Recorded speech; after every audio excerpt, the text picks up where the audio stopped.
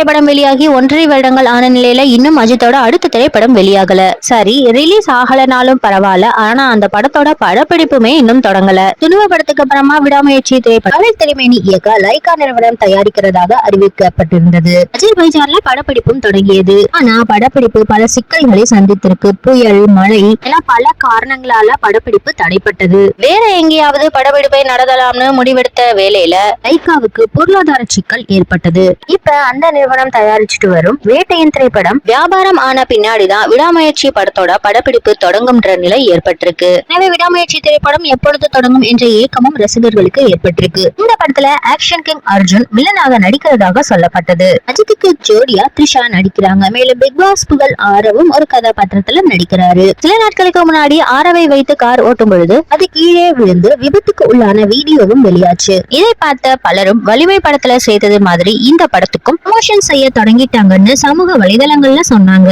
படத்தோட படப்பிடிப்பு மொத்தமாக நிறுத்தப்பட்டிருக்கு. ஒரு பக்கம் பொறுத்து பார்த்து வெறுத்து போன அஜித் மார்க் ஆண்டனிங்கிற ஹிட் படத்தை கொடுத்த ஆதிக் ரவிச்சந்திரனை அழைத்து குட் பேட் அக்லி என்கிற படத்தை தொடங்கினாரு. இந்த நிலையில இந்த படத்தோட படப்பிடிப்பு இன்னைக்கு தொடங்கி இருக்கு. இந்த தகவலை அஜித் ரசிகர்கள் சமூக வலைதளங்கள்ல மகிழ்ச்சியா பகிர்ந்துட்டு வராங்க. இந்த படத்துல அஜித் 3 கெட்டப்கள்ல நடிக்க இருக்காரு. தொடர்பான செய்தி ஏற்கனவே வெளியாகி இருந்தது. இதுல ஒரு கெட்டப்ல வரலாறு படத்துல வந்தது மாதிரி நீண்ட முடியோட காணப்படுறாரு அஜித். விரைவிலேயே ஃபர்ஸ்ட் லுக்கையும் வெளியிட படக்குழுவினர் தயாராகிட்டு வராங்க. இன்னும் விடாமுயற்சி படத்தோட ஃபர்ஸ்ட் லுக் வெளியாகல. ஆனா அதுக்கு முன்னாடியே குட் பேட் அக்லி படத்தோட அறிவிப்பு வெளியாகி இருக்கிறதுனால ரசிகர்கள் மத்தியில எதிர்பார்ப்பு காணப்படுது.